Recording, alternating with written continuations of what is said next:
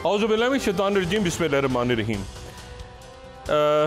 साबिक DGISI general फैज़ हमीद साहब को उनके ख़िलाफ़ कोर्ट मार्शल की एक बाकायदा कार्रवाई का आगाज़ हो गया है, जिसमें इल्ज़ामात ये हैं कि उन्होंने सियासत में मुदाखलत की, बगावत के हवाले से भी ग़ालिबन इल्ज़ामात हैं, और ये कि 9 मई के जो वाक़यात हैं उनसे भी उनका ताल्लुक़ जो है उसके शवाहिद मौजूद हैं। 2024 के आखिरी चंद रोज़ ये साल ख़त्म हो रहा है, और ये साल जो है ये अपने पीछे बहुत सी अजब सी यादें छोड़ के जा रहा है।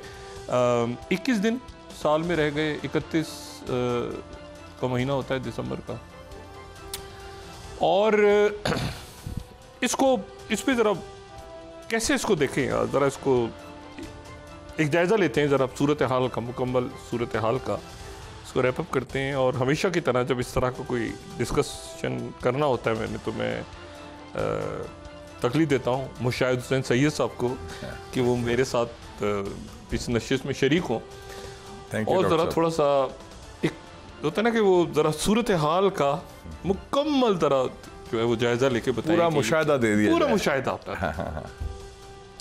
अच्छा मुशाहिद साहब, इससे पहले कि मैं आपसे गुफ्तगू का आगाज़ करूँ, ये एक साल का इख्तिताम भी हो रहा है, हम ये भी कह सकते हैं, ठीक, और हम ये भी कह सकते हैं कि ये 21वीं सदी का पहला क्वार्टर या पहली रुबा सदी जो है वो ख़त्म हो रही है। First quarter of the century. मैं दुरुस्त हूँ? बिल्कुल सही। तो यानी 21वीं सदी के पहले 25 साल, हाँ जी, वो मुकम्मल हो रहे हैं। अच्छा, अब यहाँ पर मैं सिर्फ आपसे एक स्टूडेंट ऑफ हिस्ट्री, और आपने तो बहुत इस पर पढ़ा भी है, समझा भी, ये अमूमन ऐसा होता है कि जो सदियाँ हैं, ज़ाहिर है कि सदियों के इख्तिताम पे भी वाक़यात शुरू में भी, लेकिन सदी के शुरू में कुछ ऐसे वाक़यात होते हैं, एक अजीब सा इत्तेफाक है कि जो बाकी जो सदी है उसकी बुनियाद वो डाल देते हैं। मैं आपको इसकी दलील इस तरह से देता हूँ कि जो 20वीं सदी थी, 20वीं सदी का आगाज़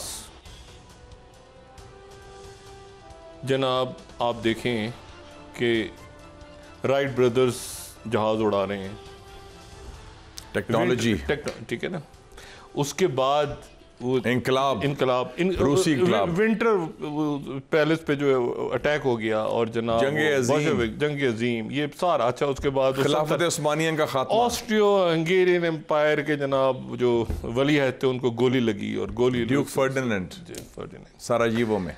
उसके बाद जनाब जर्मन कूद गए बेल्जियम में, उधर से फ्रांस, उधर अमेरिका आ गया 1917 में, उधर से इनकलाब रूस, ज़ार रूस भी गया, और सोवियत यूनियन ने जन्म लिया। सोवियत यूनियन तो इससे पहले नहीं थी, रशिया था, ज़ार था, उधर इनकलाब आ गया, सल्तनत उस्मानिया, और फिर उसके नतीजे में जनाब ये स्काई ऑर्डर एग्रीमेंट, नया ऑर्डर मर्ज हो रहा है, और उसके नहीं, वो जंग जो कि ख़त्म नहीं हुई तो हिटलर निकला, क्योंकि जर्मन्स को इतनी एक उनमें ह्यूमिलेशन आई कि वो, अच्छा चाइना में भी किंग डायनेस्टी गई, और उनका भी खात्मा हुआ उधर चाइना में भी, ठीक है ना, उधर भी रिपब्लिक ने जन्म लिया, एम्परर ख़त्म हो गया, और ये तो सारे वाक़यात जो हैं, और स्पेनिश फ्लू भी आ रहा है दरमियान में, स्पेनिश फ्लू भी है। अच्छा, ये सारे वाक़यात जो हैं, ये जो 20वीं सदी के पहले 25 साल के वाक़यात हैं, ये बुनियाद डालते हैं अगले 75 सालों की सियासत की। वही कोल्ड वॉर चलती है, वही आगे सारे मामला चलते हैं, और फिर वो चलते चलते वो 20वीं सदी ख़त्म होती है। फिर उसके बाद हम चले जाएं अगर इससे पहले 19वीं सदी पे, तो Napoleon Wars, Waterloo, Congress of Vienna 1815, जो नेशन स्टेट बनी यूरोप की, जो बुनियाद डालते हैं कि आगे नहीं तो पहला फड्डा ये आप देखें ना कि यूरोप के अंदर जंगें आपस में शुरू और अमेरिकन और ये सारा उनका भी तो अमेरिका बरता ये आज़ादी और ये वो सारा फड्डा उधर तो चल रहा है ना मगरिब में। वो बुनियाद डालते हैं जो आगे 19वीं सदी में जो कुछ हो रहा है उसकी बुनियाद आपको शुरू में नजर आ रही है सारा। अच्छा अब हम आते हैं ये 21वीं सदी और इसका पहले जो 25 साल हैं उसकी बुनियाद डलती है कि जनाब हम 2000 से शुरू करें अगर तो अमेरिकन इलेक्शन में फड्डा है, डिस्प्यूटेड इलेक्शन है। पहला इलेक्शन है जिसका फैसला अवाम ने नहीं किया, सुप्रीम कोर्ट ने किया। एल गोर होगा या बुश होगा। और फिर उसके बाद जो भी दुनिया में हो रहा है उसकी बुनियाद 2001 9/11 अफगानिस्तान, इराक, लीबिया, सीरिया, चार मुल्कों में अरब स्प्रिंग आती है। तो दो तो खाना जंगी की तरफ चले जाते हैं, दो में मजीद स्ट्रॉन्गमैन आ जाते हैं, ट्यूनीसिया और इजिप्ट। और फिर उसके बाद शाम और गजा का कत्लेआम, ठीक है, Holocaust 21st century Holocaust. China WTO में एंटर हो जाता है और चाइना राइज ये और एशियन पे पूरी दुनिया का एक ऑर्डर आपको तब्दील होता नजर आता है। और उधर 1905 में आइंस्टाइन जो है वो थ्योरी ऑफ रिलेटिविटी के साथ सामने आता है। और यहाँ आपको फिर नज़र आता है कि 2004 में फेसबुक, 2007 में आईफोन, 2008 में पहला ब्लैक, और उससे पहले आपको याद है आईपॉड जिसमें म्यूजिक वगैरह। अच्छा, और उसके बाद आईपैड, 2016 आईफोन, आईपॉड, आईपैड।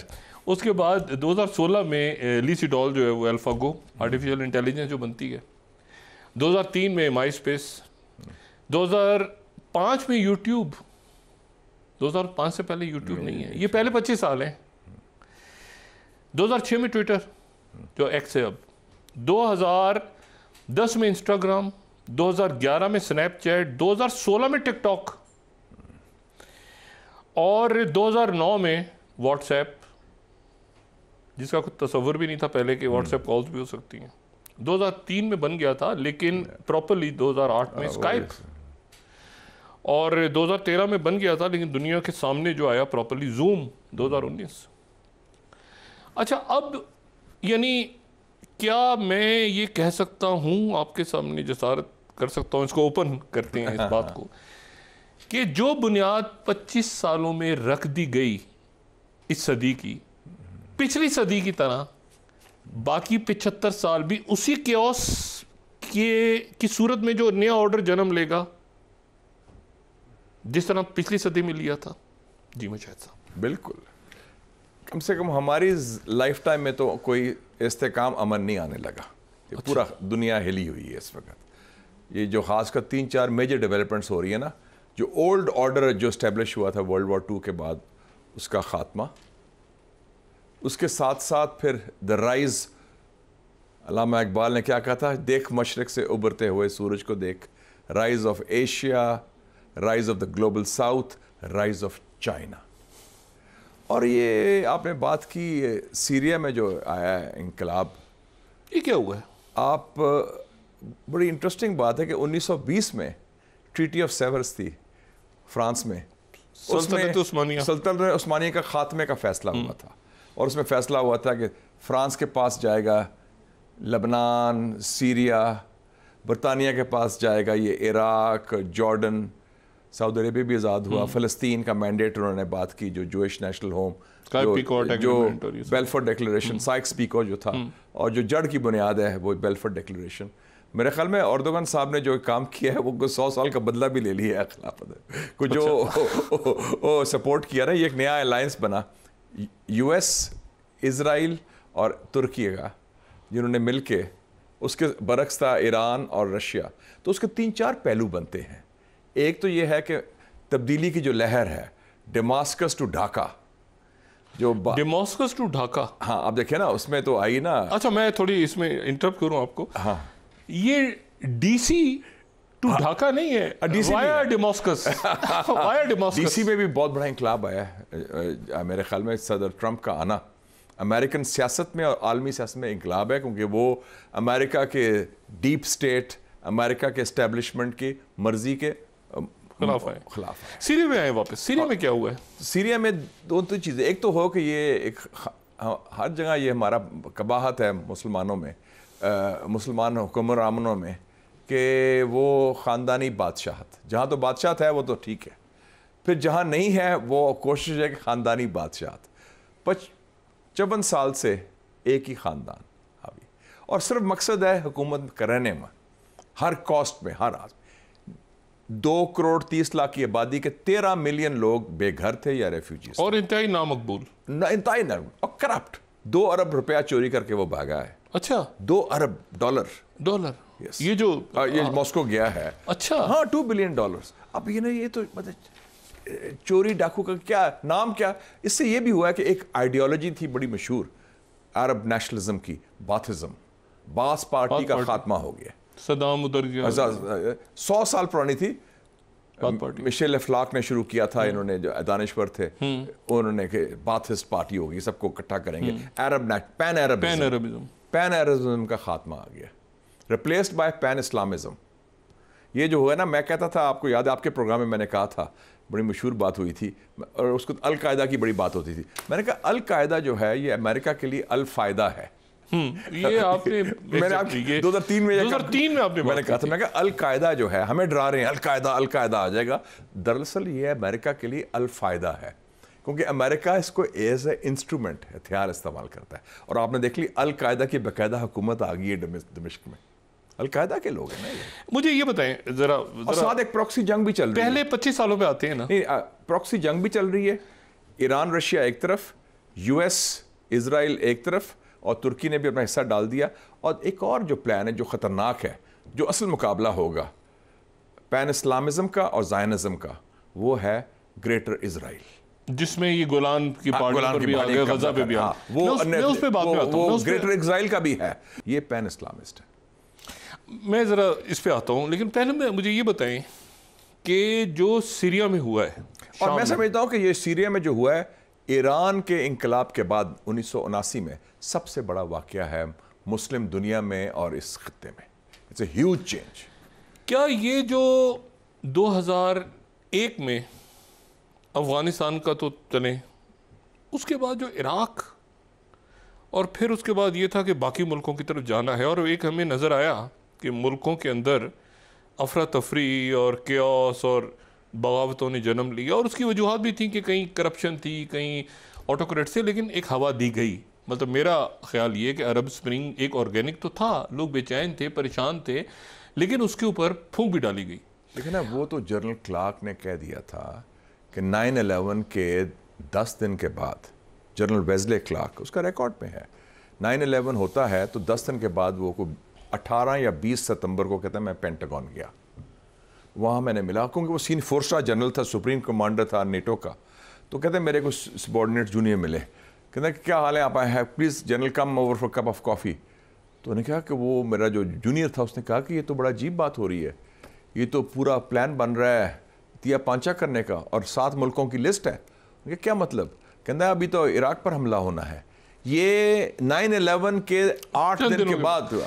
तो अफगानिस्तान तो सॉफ्ट टारगेट था ना, इराक, ये सीरिया, लीबिया, ये सारा सोमालिया, बड़ी लंबी लिस्ट थी, उन्होंने लिस्ट भी दी। इंटरेस्टिंगली मुशाहिद साहब, जनरल क्लार्क जो है वो रिटायर होने के बाद ये व्यूज और न्यूज में भी आए थे मेरे। अच्छा, आए थे, और मैं उसके आर्काइव ढूंढ रहा हूँ कि वो मिल जाए। वो बड़ा पढ़ा लिखा बंदा है। और दूसरी बात है कि वो प्रेसिडेंट के लिए इलेक्शन भी लड़ा था, वो नाकाम हो गया। तो उन्होंने कहा कि ये प्लान तो बना था, नो डाउट, लेकिन इसमें देखे ना, मैं कंस्पिरेसी थ्योरी ऑफ हिस्ट्री में अभी यकीन नहीं रखता कि हर चीज़ साजिश है, उसमें अवाम का भी दखल होता है। जैसे कई कहते हैं जो कम्युनिस्ट के खिलाफ हैं, वो कहते हैं हिटलर, स्टालिन को तो जर्मन लेके आए थे ट्रेन के अंदर, स्विट्जरलैंड से ट्रेन से आया था नहीं, इराक में उन्होंने वर्ल्ड वॉर 1 में, और फिर इंकलाब ऐसे आया और साजिश थी, सारा अफगानिस्तान के बाद उन्होंने आना था इराक में, तो वेपन्स ढूंढे उन्होंने, वेपन्स ऑफ मास डिस्ट्रक्शन तलाश की, बिल्कुल, ठीक है, और यहाँ पर आ गए, और अमेरिका आया, नेटो नहीं आया। यस, अमेरिका इसमें एक और बड़े कम Old लोगों को Europe पता है में कि मैं आपको ये भी, एक किताब आई है वो फिलिप सैंड्स, ब्रिटिश लॉयर है, लॉलेस वर्ल्ड, 2006 में आई थी। उसने कहा है कि जो कॉन्वर्जेशन होती है 30 जनवरी 2003 को ब्लेयर और बुश की, और हमला होना है 20 मार्च 2003 को इराक पर, तो बुश और ब्लेयर डिस्कस कर रहे हैं, और ब्लेयर का जो है ना पाकिस्तानी स्टाइल, जो ब्रिटिश का बड़ा अच्छा सिस्टम है, हर चीज़ मिनट्स होती है, रिकॉर्ड होती है, उसका सेक्रेटरी रिकॉर्ड कर रहा है गुनफो, वो कह रहा है बुश ने कहा कि बस इसको तो हम सॉर्ट आउट कर लेंगे जल्दी इराक को, उसके बाद हमने 4 मुल्कों पर फोकस करना है। 2 का तो नाम ले लिया उसने, ईरान और सीरिया, ठीक है, वो तो आपके दुश्मन है, और 2 उन ममालिक का नाम लिया जो उनके हलीफ थे उस वक़्त, तो ये उनका हदफ में शामिल था। लेकिन कुरान शरीफ में क्या लिखा है, वो मकरू वो मकरुल्लाह वो अल्लाह खैरुल माकिरीन, उन्होंने मनसूबाबंदी की, अल्लाह ताला ने अपना मनसूबा बनाया, एंड बेशक the almighty is the best of the planners. वो तो शुक्र है कि अमेरिका फंस गया इराक में और ये सारा मंसूबा ख़त्म हो गया। रेडार था, सीरिया भी था, यस। और असल में ये पीछे क्या है, इजराइली लॉबी, अमेरिकन न्यूकॉन्स, और जो एक सोच थी साम्राज्यत की, इंपीरियलिज्म की, कि जनाब हम फैसला करेंगे क्या होना। अब मुझे ये बताएं, लेकिन जो इराक पर हमला किया, मैं समझता हूँ तारीख में ये लिखा जाएगा, आपने पहले 25 साल की बात की, कि अमेरिका का जवाल इराक से शुरू होता है। जवाल जो कहना तारीखी लिहाज से, एक सुपर पावर हो या एम्पायर हो, अमेरिकन एम्पायर जो है ना वो गिरनी शुरू हुई, जवाल पजीर शुरू हुई इराक के बाद। उधर में फंस गए, फिर इराक की वजह से अफगान तालिबान भी शेर हो गए, वो वापस आ गए, तो सारा मंसूबा क्लैप्स हो गया। और देखें अल्लाह की शान कि अमेरिका ने जिनको निकाला था तालिबान को, उन्हीं को उन्होंने पावर दी 15 अगस्त 2021। पहले तो मुझे ये बताएं कि अगर आपने बात की ग्रेटर इसराइल की, अब 3-4 उसमें ग्रेटर इसराइल हैं। एक हम जा सकते हैं हज़रत दाऊद अलैहिस्सलाम के दौर से, वो एक अलग हमें नज़र आता है इसराइल बना हुआ, एक हमें दूसरा मैं तो मौजूदा की बात कर रहा हूँ। नहीं, वो तो जाते हैं ना अपने पूरा, या तो उस दौर के ग्रेटर इसराइल पे जाते हैं, तो वो तो एरेट्स इसराइल है, तो वो उनके नजदीक तो वही ग्रेटर इसराइल है ना। हाँ, वो कहते हैं कि हमारी होली बुक में लिखा हुआ है। तो फिर सऊदी अरेबिया का भी कुछ हिस्सा आ जाता है, तो इजिप्ट भी आ जाता है, तो उसमें तो वो मुल्क भी आ जाते हैं, तो जॉर्डन तो सारा का सारा ही आ जाता है। खैर वो मुमकिन नहीं है। लेकिन अगर दूसरा जो ग्रेटर इसराइल है, वो अगर हम देखें तो उसमें भी जो ग्रेटर इसराइल है, तो उसमें इराक का हिस्सा है, उसमें नहीं, मैं ग्रेटर इसराइल को एज अ जियोग्राफिकल कॉन्सेप्ट नहीं, ये अगर हम देखें ना, ये देखें ग्रेटर इसराइल, ये देखें ना, ये जी, मैं ग्रेटर इसराइल को देख रहा हूँ तारीखी हवाले से नहीं, मौजूदा हवाले से, इजरायली तौसीसी पसंद के हवाले से, कि जोग्राफिया नहीं है, ये है जियोपॉलिटिकल। नहीं, तो इसमें गोलान की पहाड़ियाँ हैं, इसमें है कि जो इजराइल के दुश्मन है उनको न्यूट्रलाइज किया जाए। अच्छा, इराक सद्दाम हुसैन फारग, लीबिया मोमर गद्दाफी फारग, सीरिया खैर वो नाम नेहाद दुश्मन था, अब तो साथ मिल गया था वो खैर, और ईरान। अच्छा, बशारुल असद साथ मिल गया था इसराइल के, वो न्यूट्रलाइज हो गया था ना, वो तो मतलब उसका रोल ही कोई नहीं था। उसने, आपको याद है जब ये उसके खिलाफ अपराइजिंग हुई, हमास को निकाल दिया था उन्होंने। खालिद बिन मशाल वाज लिविंग इन दमिश्क, उन्होंने कहा आप जाएं, वो इजराइल के कहने पर, अमेरिका कहने पर हुआ था ना, अपनी कुर्सी बचाने के लिए। तो उसका कोई, मैं उसको फलस्तीन का दोस्त नहीं समझता बशार, वो सिर्फ कुर्सी गर्म करने के लिए था कि मेरी कुर्सी कायम रहे, क्योंकि मेरे बाप की जागीर है ये सीरिया। क्या सीरिया जो है ये बाप अजीम आदमी था, होने जा रही है? बाप अजीम आदमी था हाफिज अल-असद। और हम ये ना भूलें कि 1973 की अरब इजरायली जंग में पाकिस्तान ने, उसको जुल्फ़िकार अली भुट्टो साहब प्राइम मिनिस्टर थे, हमें यह फ़ख्र है कि हमारे एयरफोर्स के पायलट्स सीरियन एयरफोर्स के साथ लड़े हैं इजराइल के खिलाफ, और 2 जहाज भी कराए हैं। हाफिज अल-असद बेहतर आदमी था, हाफिज अल-असद अजीम आदमी था। अच्छा, उसमें जान थी, वो नजरियाती आदमी था। बल्कनाइजेशन होने जा रही है सीरिया की, मेरे ख्याल में वो कुछ हिस्सा रख लेंगे, लेकिन डिफेक्टो तो बेल्कनाइजेशन होगी ना, कि एरियाज ऑफ कंट्रोल आ गए हैं, कि एक एरिया है टर्किश इन्फ्लुएंस, अमेरिका की फ़ौज 1000 फ़ौज भी है उधर अभी तक, और फिर उधर एक कुर्दिश एन्क्लेव भी बन गई है। इजराइल ने गोलान हाइट्स को भी पकड़ लिया है। लेकिन आप ये ना भूलें कि जो लीडर है इस वक्त, ये जो HTS का, हयात अल तहरीर का, शाम का, कौन है? अल जोलानी, जोलान हाइट्स का है। ये जोलान हाइट्स जो इजरायली ऑक्यूपाइड टेरिटरी है वहाँ से निकला है। और उसकी इंस्पिरेशन क्या है? उसने क्या कहा है? उसने कहा कि जो इंतफादा था फ़लस्तीन का, उससे मुझे सियासी शऊर पैदा हुआ। तो ये एक नज़रियाती बंदा है, ये इनको तंग करेगा और ये इनको हॉन्ट करेगा कि ये जो आपने क्रिएट किए हैं फ्रैंकनस्टाइन मॉन्स्टर्स, अलकायदा तो उन्हीं की पैदावार है, अलकायदा उन्हीं को पड़ेगा। अलफ़ायदा आप कहते थे ना, अब फ़ायदा देखते हैं किसका होता है। नहीं, लेकिन सीरिया की बल्कनाइजेशन भी तो साथ है ना। फिर सीरिया तो कमज़ोर, अब तो एक नाम नयाद रियासत रह गया ना। तो इसमें यानी लेकिन सीरिया की एक डेवलप मिडिल क्लास भी है और एक डेवलप स्टेट भी है। मेरे ख्याल में वो तो रहेगी जो मेन। नहीं, आर्मी मेल्टडाउन हो गई। आर्मी तो खत्म होगी ना, आर्मी तो बनाई हुई थी। जैसे तो मलेशियाज आ गई। आपको याद होगा अफगानिस्तान आर्मी कितनी बड़ी आर्मी थी, 3.5 लाख की आर्मी थी। 3.5 लाख कहते हैं बड़े trend army, Afghan national army. Actual army कितनी थी? 60,000 की। बाकी तो गोस्ट 60,000 भी किधर थी? नहीं, हाँ वो गोस्ट आर्मी थी ना। तो ये सारा फ्रॉड क्रिएट किया गया था कि ये हमारी इतनी बड़ी फौज है, इतना सी, और बाकी जो उनके जो लोग हैं वो बढ़ा चढ़ा के उनको लिखते हैं। जैसे अफगान आर्मी ऐसे गई है, सीरियन आर्मी पता नहीं चला, वीकेंड में गई है। द वीकेंड, लेनिन ने बड़ी अच्छी बात की थी, वो याद आ गया। लेनिन ने कहा कि there are decades when nothing happens. कई सदियों में, दहाइयों में कुछ नहीं होता।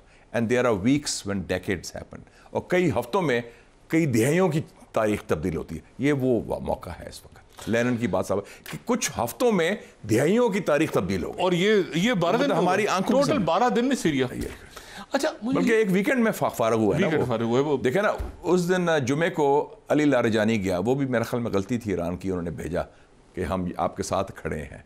जुमे को सुबह को मिला और इतवार की शाम को जहाज में वो जा चुका था। ईरान ने बशार अल असद को डम कर दिया था, अबैंडन कर दिया। ईरान बेबस हो गया था उस वक्त। अच्छा, ईरान बेबस हो गया था। वो जब ये हुआ ना हिजबुल्लाह के खिलाफ हमला, और उसके बाद जब दूसरा हुआ, और इसमें एक बशर अल असद की गलती है, अर्दोगान ने उसे कहा कि तुम अपने अपोजिशन से सुलह कर लो, और दावत दी, अपने दावत दी कि आप मीटिंग करते हैं, आप ट्रांजिशन की तैयारी कर लेते हैं। उन्होंने जिद की, नहीं जी मैम, ये पाकिस्तानी स्टाइल हुआ। हम भी कहते हैं, वो कहते हैं it's too little too late. आप अगर बर वक्त फैसले कर लेना तो आप बच सकते हैं। गद्दाफी को भी ये ऑफर थी, लेकिन ये तकब्बर होता है इक़्तिदार का। आप समझते हैं कि मैं ताहयात नहीं, देखिए गद्दाफी में और बशार अल असद में बड़ा फर्क था। नहीं, उसको भी ऑफर थी कि वो सुलह कर लेता अपोजिशन से। हाँ, वो उसने अपोजिशन से नहीं सुलह किया। मैं उसकी बात कर रहा हूँ। मैं कहता हूँ कि वो भी 42 साल रहा ना, 42 ईयर्स। देखे ना, लोग जो है, गद्दाफी अजीम लीडर था, उसकी बात नहीं मैं कर रहा, लेकिन मैं बात कर रहा हूँ कि जो तवालत रहती है ना हुक्मरान में, और जैसे हमारे लोगों की सोच तो वही है ना बेसिकली। अच्छा, तो आप ये कह रहे हैं कि मतलब टर्की ने उड़ा दिया बशर अल असद? टर्की ने भी अपना हिस्सा डाला, हिस्सा डाला। बिल्कुल। उनका यह था कि बशर अल असद, उनको खतरा था। वो कहते थे कुर्दिश जो हैं वो मुस्तकिल पीकेके को दहशतगर्द है, सीरियन इमिग्रेंट्स बहुत आ गए थे ना, तो लाखों की तादाद में किधर रिफ्यूजीज टर्की में जी 30 लाख 20 लाख हैं इन इस वक्त। देखें ना आबादी क्या है, राइट्स होते हैं। आप देखें ना आबादी क्या है उसकी, 2 करोड़ 30 लाख थी खाना जंगी से पहले। 70 लाख लोग रेफ्यूजीज हैं जनाब। 30 लाख तो तुर्की में है, 20 लाख हैं उसके अंदर लबनान के अंदर, 20 लाख हैं यूरोप के अंदर। वो तो तबाही हो गई थी। अब मजे की बात है कि लोग वापस आ रहे हैं, काफिले अब सीरिया के अंदर जा रहे हैं खुशी से। लोग कहते हैं कि हमारा मुल्क यूरोप ने असाइलम रोक दी है, जर्मनी ने वो बैन बंद कर दिया सारा। तो आप देखें ना, तो उनकी तो और आबादी 1 करोड़ 30 लाख तो बेघर हो गई थी, डिस्प्लेस। अच्छा, मुझे अब ये जरा एक्सप्लेन करें ना। और अगर आप कहने 5 लाख लोग शहीद हुए। टर्की ने अपना हिस्सा डाला, जी डाला। अरब ममालिक खामोश रहे। अरब इस राउंड में खामोश रहे क्योंकि इन्होंने तस्लीम कर लिया था बशर अल असद को। आप याद है, सऊदी अरेबिया ने भी कर लिया था, मिस्र ने भी, UAE ने भी। इसमें मेरे ख्याल में थोड़ा सा बशर अल असद हमें गजा में नजर नहीं आ रहा, नहीं उसका नजर ही नहीं आ रहा, वो बैठा रहा। वो नहीं, वो तो हुकूमत करना चाहता था सीट गर्म करने के लिए अपने खानदान के लिए। उसका कोई नजरियाती मौकफ नहीं था और ना उसका कोई हालांकि सीरिया और लेबनान की तारीखी तारीखी वो सीरिया का तो बड़ा रोल रफीक था, हरेरी की बात उनका रोल सारा था। नहीं ये हुक्मरान तो इसका तो दा लगा हुआ था ना कि चूंकि इसका बाप सदर था तो इसको भी जबरदस्ती बना दी, मुसलत कर दिया गया। और ऐसे हुकूमत, ये अवाम दुश्मन नहीं तो हुकूमत है। अब बशारुल असद अगर मॉस्को में है जी मॉस्को में है और प्यूटिन ने उसको पनाह दी है, जी बदी पना तो अब टर्की और मॉस्को, उनको फर्क Bashar history now is irrelevant. Turkey और मॉस्को के ताल्लुकात नहीं ठीक वो रहेंगे? ठीक रहेंगे, वो ब्रिक्स और ये सारे नहीं वो ठीक रहेंगे, बिल्कुल बिल्कुल। वो सेपरेट बात है, वो सेपरेट बात है। ये अच्छा। रशिया की ये चीज़ है कि वो अपना दोस्तों का ख्याल रखते हैं, वो डिश नहीं करते। मगरब की तरह वो नहीं है, जैसे शाह ईरान को जगह नहीं दी थी अमेरिका अच्छा, ने। ईरान जो नया सेटअप आएगा उस नए सेटअप में अभी तो आप कह रहे हैं कि बल्कनाइजेशन के चांसेस है, लेकिन नए सेटअप के साथ ईरान मेरे ख्याल में दो चीज़ें हैं। बल्कनाइजेशन तो कुछ हो चुकी है, लेकिन ईरान शाम के अंदर काफ़ी स्ट्रॉन्ग एक मिडिल क्लास भी है, स्ट्रेंथ भी है। मेरे ख्याल में वो ट्रांजिशन की तरफ जाएंगे। और आपने देखा कि इस वक्त जो ट्रांसफर ऑफ पावर हो रहा है वो खासा स्मूथ हुआ है, कोई खून खराबा नहीं हुआ। ये बड़ी मुस्बत बात है। इसका मतलब है बेशतर अवाम ने वेलकम किया तब्दीली, और जो उसके बकियात रह गए भी गए हैं उन्होंने भी तस्लीम कर लिया कि ठीक है ये तब्दीली आ गई है और इस तब्दीली को हम कबूल करते हैं। मुशाहिद साहब एक वक्फा लेते हैं जी। वक्फे वर DC टू ढाका वाया डेमोस्कस, ठीक है, और इस पे तरह बात जारी रखेंगे। ग्रेटर इजराइल वाली बात आपने की, और दूसरी बात यह है कि क्या बुनियाद रख दी गई है अगले 75 सालों की या अगली दहाइयों की, जो कुछ पहले 25 साल में हुआ? आजाद नहीं होता अल-कुद्स अल-शरीफ, आप यहाँ वक्फा लेते हैं, यहाँ वक्फा लेते हैं, आगे बात यहाँ वक्फा लेते हैं ख़वातीन व हज़रात, और फिर मुशाहिद साहब से ज़रा बात करते हैं कि ये अभी 21 दिन जो हैं जो बाकी रह गए दिसंबर के, 21 दिन का भी किसी को नहीं पता, क्योंकि जो मुशाहिद साहब ने कहा कि कई दफ़ा कई दहाइयों के वाक़यात चंद दिनों में हो जाते हैं, और कई दफ़ा ऐसा होता है कि कई दहाइयों तक कुछ होता ही नहीं है, लोग सो रहे होते हैं पड़े हुए। तो एक वक्फा लेते हैं और वक्फे के बाद ज़रा मुशाहिद साहब से पूछते हैं कि आगे फिर कहाँ जा रहे हैं, ये आगे हम होने क्या जा रहा है दुनिया में? तो हिजान बपा है, हर तरफ हिजान बपा है। एक वक्फा और वक्फे के बाद दोबारा हाजिर होते हैं।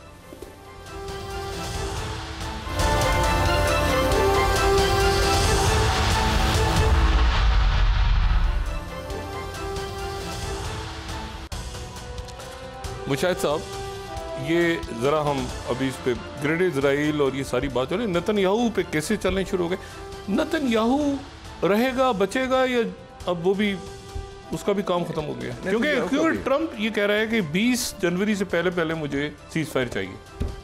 देखे ना, जो भी जैसे भी कराया है, लेबनान का सीज फायर तो ट्रम्प ने कराया ना, ट्रम्प ने करवाया, उसने अपने समधी को भेज दिया था। अब वो दो चीज़ें करना चाहता है। एक, यूक्रेन के ऊपर भी एनवॉय अपॉइंट कर दिया एक जनरल को, वो गया है, यूक्रेन की जंग का खात्मा, और दूसरा फ़लस्तीन का सीज फायर गाजा में वो करवा देगा आने से पहले वो हाँ, मेरे ख्याल में वो आने से पहले करा देगा। वो दबंग, वो ऊज़ नाज नहीं करता बाइडन की तरह, मुनाफकत नहीं करता। सीरिया में जो कुछ हो रहा है इसमें ट्रम्प दूर है, ट्रम्प दूर है, या ट्रम्प अमेरिकन की डीप स्टेट इन्वॉल्व हुई है? नहीं, इसमें हो गया कि डीप स्टेट ने ट्रम्प के खिलाफ साजिश की है। नहीं, सीरिया में अच्छा, ट्रम्प कहने कहा था कि we have nothing to do with, we should stay out of Syria, हमारा ताल्लुक नहीं है। क्योंकि डीप स्टेट तो अमेरिका की बहुत पुरानी इन्वॉल्व है ना इस गन में, ये अल दाइश के साथ, अल कायदा के साथ। इन्होंने कहा कि 20 जनवरी आने से पहले बिफोर पंखे खड़े कर दो, हाँ, ये गन क्रिएट कर दो कि ये ट्रम्प को ना हमें, तो ट्रम्प को सैबोटाज किया है डीप स्टेट ने, और डीप स्टेट ने उसने बाकायदा प्लान करके उनका ये फौरन कर दो ऑपरेशन, ताकि उससे पहले ट्रम्प की तो लाइन ही और है ना, वो कहता है हमारा सीरिया से उसने क्या कहा था, ये सैंड एंड डेथ, ये तो सिर्फ रेत है और मौत है। उसने नाम लिया था सीरिया का, सीरिया क्या है, या रेत है या मौत है। तो हमें क्या तल्लुक है, हमारा कोई इंटरेस्ट नहीं है, हमें कोई तल्लुक नहीं है। उसके बरक्स, उसके ऑर्डर्स के बरक्स, क्योंकि अभी तो प्रेसिडेंट नहीं है ना, वो तो 20 जनवरी के बाद सुप्रीम कमांडर बनेगा ना अमेरिका का, तो उसने डीप स्टेट ने उसको सैबोटाज किया। नहीं तो डीप स्टेट क्या ये लेबनान का सीज फायर और क्या ये गजा का सीज फायर? नहीं, वो करवा लेगा, क्योंकि उसमें और फैक्टर्स भी है ना। अच्छा। उसमें सिर्फ डीप स्टेट नहीं, उसमें सऊदी अरेबिया भी आ जाएगा, UAE भी आ जाएगा, उसमें और कतर भी होगा, टर्की नहीं, भी लेकिन अब फ़लस्तीनी रियासत जो बनेगी वो कहाँ बनेगी? अब तो ऐसे कोई फ़लस्तीन जगह ही नहीं छोड़ी उन्होंने, वेस्ट में, इधर उधर, जितनी देर फ़लस्तीनी आवाम है, वो जज्बा है मज़ाहमत का, ये बात ख़त्म नहीं होगी। अब नई जो पोलराइजेशन होगी वो ज़ायनिज़्म की होगी और पैन इस्लामिज़म की होगी। और पैन इस्लामिज़म का अड्डा मिल गया उनको दमिश्क में। दमिश्क तो सेंटर था। और आपने देखा है अल जुलानी ने तकरीर कहाँ से की है, प्रेस कॉन्फ्रेंस सदारती महल से नहीं की, उमैयद मस्जिद से की है, तारीखी मस्जिद से खिताब किया उसने, उमैयद मॉस्क। तो ये आप देखें वो जो आखिर-उज़्ज़मा के हवाले से उस मस्जिद का एक रवायात हैं कि आखिर-उज़्ज़मा में उस मस्जिद का एक बड़ा इंपॉर्टेंट उमैयद मॉस्क की तो बहुत तारीखी सिग्निफिकेंस है। तो you are talking of people who are hardened pan Islamist. End of time में मैंने जिक्र किया, आपने जिक्र भी किया हुआ था। और वो सारा कुछ उसने जो खिताब किया वो इस तरह नहीं किया। और ये लोग नजरियाती लोग हैं, ये पक्के ट्रेंड हैं अलकायदा और मारने वाले, और उनकी इंस्पायर्ड बाय द फ़लस्तीनी थिंग। आप देखें ये नई जो कश्मकश का शुरू होगी वो इसकी होगी। अच्छा, एक ये तो उसने बात की ना ट्रंप ने कि हमारा कोई ताल्लुक ही नहीं है। ट्रंप ने उसके साथ 2-3 और, जो कल मैंने गुफ्तगू में 2-4 और पटाखे चला दी, नजर नहीं गई लोगों की। कल बड़ा इंटरव्यू दिया उसने कहा कि बर्थ सिटीजनशिप खत्म हो रही है। हाँ, वो तो उसने मीट द प्रेस में कह दिया आपने। अच्छा, वो खत्म। दूसरा उसने कहा कि ये नेटो से निकलना पड़ेगा, तो निकल जाएंगे नेटो से निकल जाए।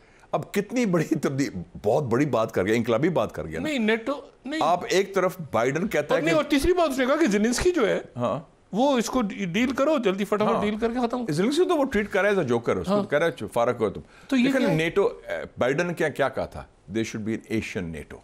उसने एशियन नेटो की बात की, टोक्यो में ऑफिस होगा। फिर एक और बात हुई है, बाइडन ने फैसला ये भी किया था कि नेटो का एक दफ्तर खुलेगा अम्मान में, उर्दन में। मिडिल ईस्ट नेटो बन रहा था। इधर बाइडन साहब ये कह रहे हैं और ट्रंप साहब क्या कह रहे हैं, आउट, नेटो क्या है, वी डोंट केयर। उसकी सोच ही और है, ये बड़ी मुस्बत सोच है, मैं समझता हूँ। नहीं तो नेटो से अमेरिका निकल गया तो क्या रह गया पीछे। वैसे भी यूरोप का कोलैप्स हो रहा है। 2 बड़े मुल्क हैं यूरोप के, जर्मनी और फ्रांस, दोनों की हुकूमतें गिर चुकी हैं। ये ओलफ शॉल्ट्स चांसलर, अभी इलेक्शन आ रहा है, वो फारग है। और जो फ्रांस में हुआ है, अदम एतमाद से गवर्नमेंट टॉपल हो गई है। और अगला वज़ीर आज़म कौन होगा ये सब समझ नहीं आ रहा। 60 साल में पहली दफ़ा अदम एतमाद कामयाब हुआ है, वो हो गया। दूसरी तरफ देखें, बाइडन ने स्ट्रेटजी बनाई थी, कहते थे इंडो पैसिफिक स्ट्रेटजी। और इंडो पैसिफिक स्ट्रेटजी में उसमें सतून जो बनाए थे अपनी तरफ से, एक था जापान, एक था फारिग हो गया वज़ीर आज़म। जापान का जो प्राइम मिनिस्टर है वो इलेक्शन हारा है, इशिबा, मिनॉरिटी। और साउथ कोरिया में जो प्रेसिडेंट यून है उसको तो इम्पीच करने वाले हैं, उसने नहीं, उसने वो इम्पीच तो नहीं कर पाए। हाँ, लेकिन नहीं, मगर हुआ क्या है, मुझे जरा, मैं आपसे ये वापस आते हैं इस पे। लेकिन आप देखें ना, मुझे साउथ कोरिया का, एक मिनट, तो अमेरिका के जो 2 सतून थे बाइडन फॉरेन पॉलिसी के, एक यूरोप और एक सो कॉल्ड इंडो पैसिफिक। मुझे आप ये बताएं ना बात कि अमेरिका तो डील करता है ना एस्टेब्लिशमेंट टू एस्टेब्लिशमेंट ना। मतलब साउथ कोरिया में 30,000 अमेरिकी फौज बैठी है, 38,000 और उनके परमानेंट, उनके कमांड है पूरी। हाँ। अच्छा, इशू मुझे आप ये बताएं कि अमेरिका और अभी सीज़फायर है, अभी अमन मुआहदा नहीं हुआ, ठीक है ना, वो लाइक हमारे लाइन ऑफ कंट्रोल कश्मीर, वो सीज़फायर, उनका डीमिलिटराइज। मुझे आप ये बताएं कि सदर उनका मार्शल लगाता है, और वो मार्शल जो है, फौज कहती है कि हम पार्लियामेंट में जरा देर से पहुंचे, इतनी देर में पार्लियामेंटेरियंस ने पहुंच के वो करारदाद मंजूर कर ली, मार्शल उठ गया, इम्पीचमेंट नाकाम हो गई, सदर मुल्क नहीं छोड़ सकता। ये साउथ कोरिया में क्या गुफअप हुआ है? ये अमेरिका इसको, मतलब मैं मानने को नहीं तैयार इस बात को कि अमेरिका को पता ना हो और इतनी भोंडी हरकत माशाल्लाह लगे। अमेरिका को नहीं पता नहीं। उसमें एक और चीज देखें कि मेंबर ऑफ पार्लियामेंट ने दीवारों के फलांग के अंदर आए हैं। ये कितनी, मैं कहता हूं कि तुर्की के बाद जब तुर्की में गुलनिस्ट कू हुआ था, जिसको आंख मारी थी अमेरिकनों ने भी कि एर्दोगन को फारग किया जाए, जुलाई 2016 में, उस वक्त टैंकों के सामने पार्लियामेंटेरियंस आ गए थे, अवाम आ गए थे। मुझे ये पहले बताएं कि ये कैसे मुमकिन है?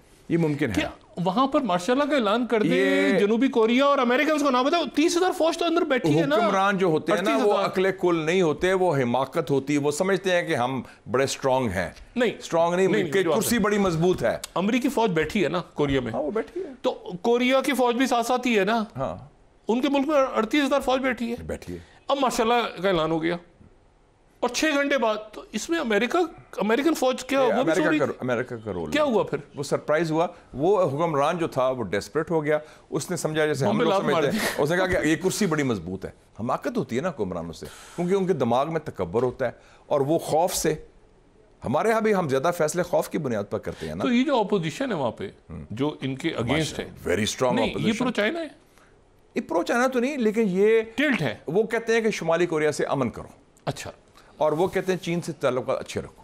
डेमोक्रेटिक पार्टी, मेरे बड़े दोस्त हैं, यानी टिल्ट है थोड़ा सा, जो उनका साबिक वजीर खारजा है चुंग वी योंग, मेरा बड़ा यार दोस्त है। नहीं, उनका टिल्ट टुवर्ड्स चाइना थोड़ा सा। टिल्ट मैं कहता हूँ कि वो मतलब है, ये तो प्रो अमेरिकन है ना, पिट्ठू है ये, वो पिट्ठू नहीं है। अच्छा, अमेरिकी पिट्ठू नहीं है वो ज़रा कोरियन नेशनलिस्ट है। वो कहते हैं कोरिया, जनूबी कोरिया और शुमाली कोरिया, और जो ट्रंप का यार है किम जोंग उन, उनसे ताल्लुकात अच्छे होने चाहिए। वो शुमाली कोरिया जिसकी फौज इस वक्त यूक्रेन की सरहदों पे है, 10,000 फौज यूक्रेन की सरहदों में अंदर। हाँ, नहीं तो ये फिर अगर यानी क्या ट्रम्प के आते आते क्या देख रहे हैं अभी तो? ट्रंप के आते आते वो तो बात करेंगे, मेरे ख्याल में ट्रंप का आना एक बड़ी मुस्बत बात हुई है। हाँ, आलमी अमन के लिए देखिए ना, मुस्बत बात। और दूसरी बात है, आपने ये एक जुमले पे मैं आपके दोबारा आता हूँ, मैं माजरत करता कलामी के लिए। आपने कहा यूरोप टूट रहा है। हाँ, इसको जरा एक्सप्लेन करें। यूरोप का जो सतून बनाया था, ब्रिटेन तो अलहदा हो गया ना ब्रेक्सिट में, ठीक है, वो फारग है, उसकी वैसी भी हैसियत ख़राब है। उनका रिकॉर्ड है ब्रिटेन का कि पिछले 7 सालों में 5 वज़ीर आज़म आए, हमारे पिछले 7 सालों में 7 वज़ीर आज़म आए। तो हमारा और बरतानिया का रिकॉर्ड चल रहा है कितने वज़ीर आज़म तब्दील होते हैं। जो 2 बड़े मुल्क थे, बड़े समझ जाते थे, एक जर्मनी सबसे बड़ी इकॉनमी है, दूसरा था फ्रांस, दोनों क्लैप्स हो गए हैं। जर्मनी में तो अब इलेक्शन कॉल हो गए हैं फरवरी में, जिसमें ये जो ओलफ शॉल्ट्स है सोशलिस्ट चांसलर, ये फारग हो जाएगा। और दूसरा जो मैक्रोन है, उसने गलती की स्नैप इलेक्शन कराने की, वो तो गवर्नमेंट ही उसकी इलेक्शन हार गया वो, और ऑपोजिशन आ गई है। तो दोनों जो बड़े मुल्क थे, जो यूरोप के सतून समझे जाते हैं, नेटो के सतून समझे जाते हैं, वो तो कोलैप्स हो गए गवर्नमेंट। पिछली कई नशिस्तों से मैं ये सवाल आपके साथ जब भी बात हुई तो मैं ये उठाता रहा कि मुझे यूरोप नहीं समझ में आता कि यूरोप क्या है। मतलब एक यूरेशिया है, एक ईयू है, एक कहीं नेटो है, एक कहीं शेंगन है, एक बहुत सारे ब्लॉक्स हैं कुछ। लेकिन फर्स्ट वर्ल्ड वॉर में भी आप देखें ना, फर्स्ट वर्ल्ड वॉर के नतीजे में ये यूरोप बना है ना। हाँ, ये यूरोप जो बना है, जो आपको अभी यूरोप नजर आ रहा है, हाँ, बिल्कुल, तो ये तो first world war, Austro Hungarian empire, मतलब सारी सरहदें चेंज हुई है ना। जो यूरोप है वो पोस्ट कोल्ड वॉर यूरोप है, क्योंकि पहले यूरोप तकसीम भी हो गया था ना, तकसीम हो गया था, ठीक वो है। एक वार्सो पैक्ट बन गया था, एक नेटो आ गया था। वार्सो पैक्ट सोवियत यूनियन का हिस्सा था, उनके साथ था, फिर वो कोलैप्स हुआ, वो कोलैप्स हुआ। तो अब उन्होंने कहा कि ये यूरोप इकट्ठा हो गया, द न्यू यूरोप वो कहते हैं। नहीं, तो अगला जो यूरोप है, अगर अगला यूरोप है तो उसमें रशियन इन्फ्लुएंस बढ़ेगा। ये जॉर्जिया में जो कुछ हो रहा है और जो कुछ रोमानिया में हो रहा है और जो जर्मनी के इलेक्शन, पहली बात है कि ये समझे जाते थे कि हम गोरिस्तान का हिस्सा है, जिसे मैं कहता हूँ गोरिस्तान वेस्ट, वो नहीं रहा। It is going to be multi cultural, multi religious and multi national, जिसमें मुसलमान भी बहुत इंपॉर्टेंट फैक्टर बन गए हैं यूरोपियन पॉलिटिक्स में, यूरोपियन सोसाइटी में, यूरोपियन स्पोर्ट्स में भी। नहीं, एक पुराना शिज़म भी तो है, एक शिज़म भी तो है ना, द ग्रेट शिज़म, वो कैथोलिक्स और ऑर्थोडॉक्स जो टूटा था यूरोप। हाँ, जो बुनियाद इस वो इतना नहीं रहा यूरोप। देखिए ना, ऑर्थोडॉक्स और रोमन जो बिल्कुल जंगें हुई हैं मजहबी, और आज भी ऑर्थोडॉक्स तो मॉस्को है ना। 2 किस्म की मजहबी जंगें हुई थी ना, एक इस्लाम के खिलाफ जो सलीबी जंगें क्रूसेड्स, और दूसरी थी प्रोटेस्टेंट और कैथलिक्स, ठीक है, मार्टिन लूथर, बिल्कुल ठीक है, रेफॉर्मेशन। तो मैं सिर्फ ये कह रहा हूँ कि ये जो इलाका है, यानी जो प्यूटन है वो भी तो क्रिश्चियन है ना, ऑर्थोडॉक्स, सारे ऑर्थोडॉक्स पूरे वेरी प्राउड क्रिश्चियन, ठीक है। तो ये वो हैं जो कि ज़ाहिर पोप अलग है, एक इसका उनका जो ईस्टर्न ऑर्थोडॉक्स चर्च है, उनका पोप चर्च में पैट्रियार्क यूक्रेन, एलेक्सिस सेकंड कहते हैं उसे। मैं आपसे सिर्फ ये कह रहा हूँ कि क्या रशियन इन्फ्लुएंस बढ़ेगा यूरोप में अगर नेटो, देखिए ना ये जो बयान दिया ट्रंप ने कि हमारा तो हम अलग हो जाएंगे नेटो से, तो फिर यूरोप क्या इतनी सख्त रखता है कि रशिया से लड़ेगा? इस रशिया से लड़ाई का तो कॉन्सेप्ट ही नहीं है, ये लड़ाई तो ज़हन में डाली हुई है। रशिया नहीं लड़ना चाहता, रशिया कब्जा नहीं करना चाहता। यूक्रेन की जंग की जड़ क्या है कि नेटो को आप उनके दरवाजे पर ले आए यूक्रेन में, कि यूक्रेन ज्वाइन करे नेटो। नेटो की क्या ज़रूरत है, क्या अफादियात है 21वीं सदी में? नेटो तो सर जंग की एक बाकियात है, इसको तो खत्म कर देना चाहिए। अमेरिकन डीप स्टेट क्या चाहती है यूरोप में? अमेरिकन डीप स्टेट चाहती है कि रहे, हाँ रहे, और ये कशीदगी बढ़े, ताकि हमारी जो वॉर मशीन है, मिलिट्री इंडस्ट्रियल कॉम्प्लेक्स, उसकी हथियार भी बनते रहें और हम लोगों को डराते भी रहें, और हमारा जो असर रसूख है, कब्जा है, वो कायम रहे। ये उनका मकसद है। नहीं, लेकिन वॉर्स विदाउट एंड, हर जगह नए दुश्मन तलाश करो, ताकि हम ट्रंप के इस बयान से डीप स्टेट खुश नहीं है वो कि नेटो से डीप स्टेट की तो बहुत बड़ी शिकस्त हुई है। बल्कि मैंने मजाक से कहा, नहीं, नेटो वाला जो बयान है, मैं बड़े मजाक से कहा, मैं पिछले दिनों एक रशियन दोस्त को मिला जो बड़ा इंपॉर्टेंट, उनका भी डीप स्टेट का हिस्सा है वो। मैंने कहा बड़ी मुबारक हो, पहली दफ़ा हुआ है तारीख में कि रशियन डीप स्टेट ने अमेरिकन डीप स्टेट को हरा दिया ये अमेरिकन इलेक्शन में। अच्छा। कहता है उसने डिनाई नहीं किया। नहीं, क्योंकि वो खुश हैं ट्रंप के आने से नहीं, ना। लेकिन मैं आपसे सिर्फ पूछ रहा हूँ कि जैसे आपने कहा कि सीरिया में डीप स्टेट ने फंसा दिया है ट्रंप को। हाँ, ये जो है ना, ये तो ट्रंप की लाइन तो और थी ना। अच्छा, कि बच्चों इधर ही रहो, हमारा कोई इंटरेस्ट नहीं है। हाँ, वो तो जंगे इधर ही मिडिल ईस्ट में। हाँ। अब मुझे ये बताएं कि डीप स्टेट क्या यूरोप में भी फंसाएगी, और अगर ट्रंप इधर फंसा रहता है डीप स्टेट पर अब इन्होंने लगाम डाल देनी है। जो इन्होंने टीम बना रहा है ना ट्रंप, वो तो टीम ऐसी है कि वो तिया पांचा करेगी इनका। उन्होंने तो कह दिया कि उन्होंने 10 पॉइंट प्रोग्राम दे दिया। आप किसी दिन प्रोग्राम करें कि how to dismantle the project 2025। हाँ, 2025। उसने कहा कि जो डीप स्टेट है उसको हमने डिसमेंटल करना है, उसको तोड़ना है ब्रिक बाय ब्रिक, और 10 पॉइंट्स हैं उसके। बकायदा मनसूबाबंदी हुई है, प्लानिंग हुई है। मुशाहिद साहब, ये जो तोड़ने वाला मामला है ना, जो प्रोजेक्ट 2025, ये प्रोजेक्ट 2025 एक ग्लोबल, मेरे ख्याल से इसके ऊपर पहले वो अमेरिकन डीप स्टेट से शुरू करेंगे ना। हम दोबारा बिछाते हैं। हाँ। एक नशिस्त और इसके लिए चाहिए। ठीक है, एक जरा अभी तो ये अगले चंद दिन, और फिर वो जो प्रोजेक्ट 2025 और आगे कहानी, ठीक है ना, ये तो इसको जरा अगली नशिस्त के लिए यहाँ पे 2025 डॉक्टर साहब तब्दीली का साल है। तब्दीली पाकिस्तान में भी? यस। अच्छा, पाकिस्तान में भी और ये आलमी सियासत में अच्छा, भी, और पाकिस्तान में कैसी तब्दीली? अब ये बड़ी इंपॉर्टेंट बात आपने की है। मुशाहिद साहब, आपका बहुत शुक्रिया, और अगली नशिस्त जो है आपसे उसमें तो बात करेंगे इस यहाँ से टू बी कंटिन्यूड के मामलात किस तरफ जा रहे हैं। ख़वातीन हज़रात, अपना दोस्तों रिश्तेदारों गिरदोनवाह के लोगों का सब ख्याल रखिएगा। अल्लाह हाफ़िज़।